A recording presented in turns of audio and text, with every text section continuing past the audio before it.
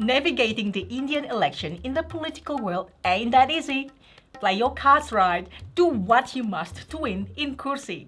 And today we'll be teaching you how to play Kursi, game designed by Manthan Anand and Siddhant Chand and published by Zenwood Games. And hi everyone, it's Stella. And Taryn from Meeple University. And hey, if you enjoyed this video after watching, you really help us by like, subscribe and let us know what you think in the comments. That seriously will help us to bring more videos.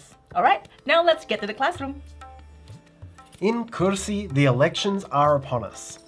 There are 5 seats to win, and players have put their best candidates forward. Now, over 8 rounds of campaigning, it's time to control the media, hold campaign rallies, and boost the political assets of your candidates, all in the aim of earning votes and winning seats. After collecting votes from 8 rounds of campaigning and the final election, you'll evaluate each seat to see who scored the most votes. That player's candidate wins the seat, and whoever wins the most seats will be the winner. To set up, shuffle the seat tiles and deal 5 face-up in a row, marking them from left to right with the letters A through E, and returning leftovers to the box. Separate the green-backed cards into 3 types based on their fronts. These are the rallies, which show the colour in the top half, assets with dark blue in the top half, and starter cards, which are a mix of both types but show this icon in the bottom corners. Separately shuffle the rallies and assets, placing the rallies to the left of the round board and the asset cards to the right. Among the starters, you'll find 4 sets of these 6 different cards. Each player takes 1 set, and this forms their face-down starting hand. Any leftovers are returned to the box. Near the round board, shuffle the purple Masterstroke cards and deal a face-up market of 2. Each player then draws 1 to their hand. Place the round marker and media pawn nearby. Now give each player a player aid and a full set of vote cards in their player colour, which should be kept face up in stacks of matching numbers. This is your supply of votes. It's these which you'll be putting into the elections and into the seats, and you'll be trying to get as many of them into play as you can. You now move to the first phase of the game, candidate fielding. This is an extension of setup, and this is where players will choose which candidate tiles will represent them. This is done by draft. First, shuffle up all of the candidate tiles and deal 6 to each player, returning any unused tiles to the box. Look at the 6 tiles you've been dealt, choose one you wish to keep, placing it face down in front of yourself, and handing the others to the player on your left. You'll receive 5 tiles from the player on your right. Repeat the process, choosing one and handing the remainder on, until such time as you've chosen 5 tiles and have only 1 left, which you discard. Next, players simultaneously decide which of their candidates will run in each of the 5 seats. Look through the tiles, determine which one fits best in which category, and then lay them face down in front of yourself in the order you wish them to be. Once all players are happy with their choices, players reveal simultaneously and mark their candidates with those same 5 letters. All of your choices in candidate fielding are permanent and will have a significant impact on your game. And there's a couple of key considerations when you make your choices. When you pick your tiles, you'll want to consider the balance of political assets you have: capital, influence, reputation, and popularity. Each of these plays an important role in the actions you can take, and if they're out of balance, that is, if you don't have enough of one asset or too much of another, your strategies may be stifled. There are, of course, many different ways to play, but for your first game, keeping these relatively balanced is not a bad first strategy. Do note, if you do end up with none of a given icon because there just weren't any there to draft, it will still count as though you have a minimum of 1. Secondly, as you lay out your 5 candidates among the seats, you'll find it most beneficial to match up the icons on the candidates with the icons on the seats, both the political asset icons and the national issue icons. This candidate, for example, would be a much better match for seat A than seat C. And so on, you can try to look for the best ways to optimize. You're now ready to commence the second and main phase of the game, campaigning. Campaigning takes place over 8 rounds, and each round takes place over 7 steps. Move the round tracker, control media pawn, drawing and playing Masterstrokes, drawing rallies and assets, playing rallies and assets, extending rallies and bolstering candidates, and finally ending rallies and gaining votes. Some of these steps are resolved simultaneously and some in turn order, but in each case everyone will be finished with one complete step before moving to the next. Step 1 is Move Round Tracker. Simply advance the round tracker to the correct round. The second step is to control the media pawn.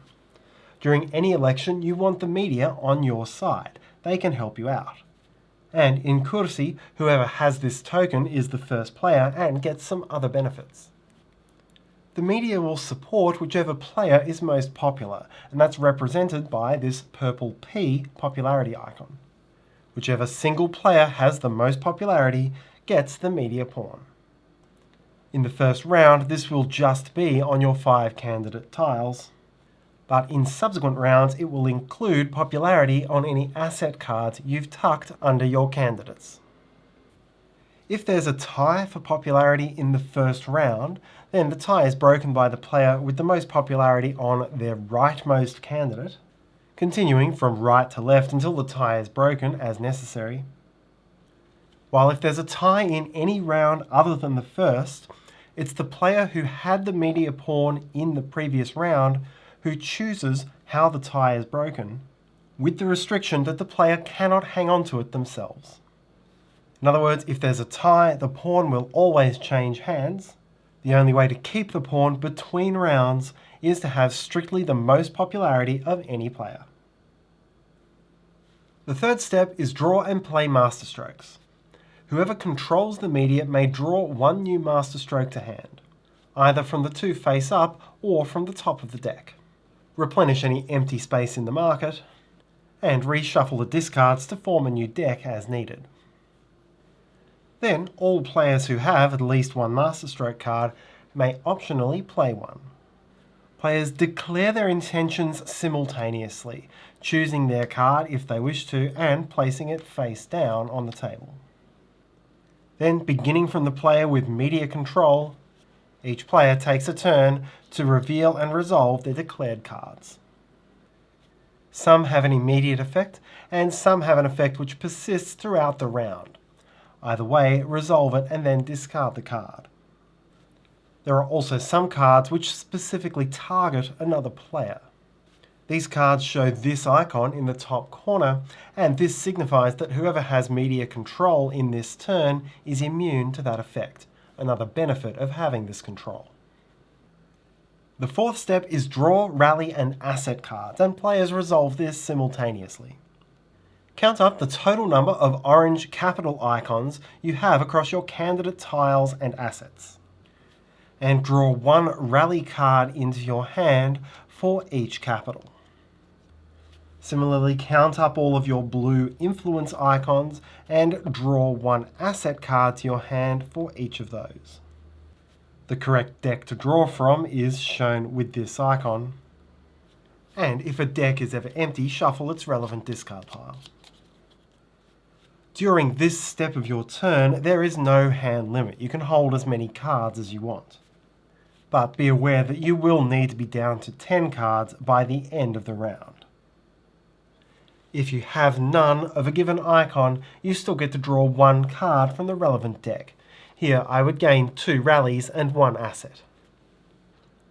The fifth step is to play asset and rally cards from hand, and this step is done simultaneously.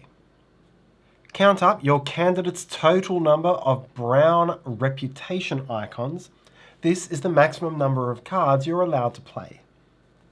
If you have no reputation, then you may play one card.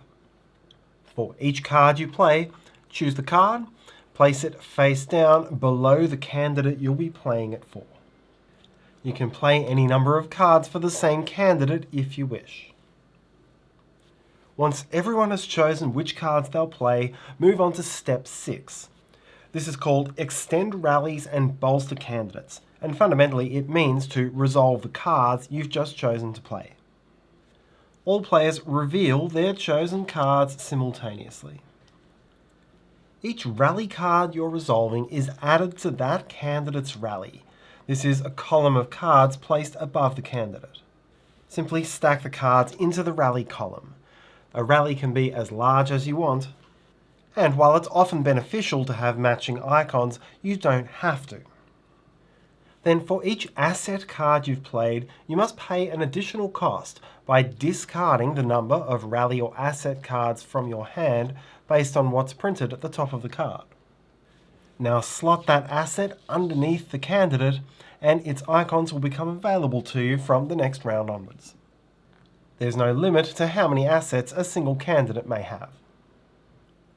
The total cost to add assets to a candidate is discounted by that candidate's popularity. As such, adding this card here, a 2-card cost with 1 popularity, would be discounted to a total card cost of only 1.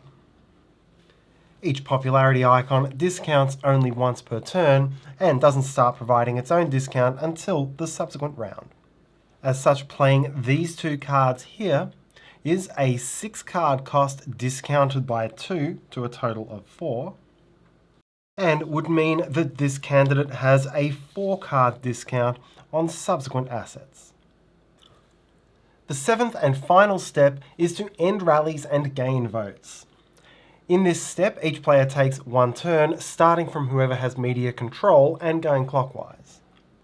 On your turn, you may end 0, 1, or 2 of your candidate's rallies.